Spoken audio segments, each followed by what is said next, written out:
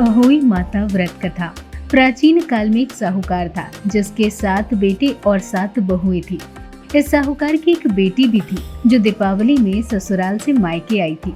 दीपावली पर घर को लीपने के लिए 7 बहुएं मिट्टी लाने जंगल में गई तो ननद भी उनके साथ चली गई। साहूकार की बेटी जहाँ मिट्टी काट रही थी, मिट्टी काटते हुए गलती से साहूकार की बेटी की खुरपी की चोट से स्याहू के एक बच्चे की जान चली गई। इस पर क्रोधित होकर स्याहू बोली, मैं तुम्हारी कोख बांधूंगी।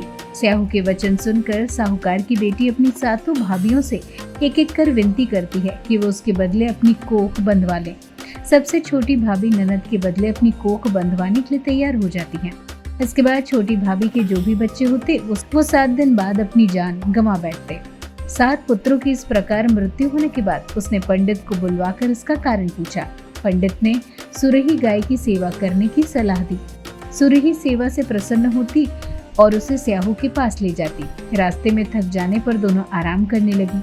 अचानक साहूकार की छोटी बहू की नजर एक ओर जाती है और वो देखती है कि एक सांप गरुड़ पंखनी के बच्चे को डसने जा रहा है और वो सांप को मार देती है। इतने में गरुड़ पंखनी वहां आती है और खून बिखरा हुआ देखकर उसे लगता है कि छोटी बहू ने उसके बच्चे की ही जान ले ली है। इस पर वो छोटी बहू को चोंच मारना शुरू कर देती है। छोटी बहू उस पर कहती है कि उसने तो उसके बच्चे की जान बचाई है।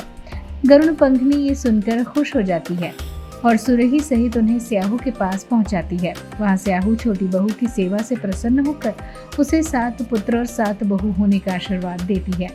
स्याहू के आशीर्वाद से छोटी बहू का घर पुत्र और पुत्र वधुओं से हरा भरा हो जाता है।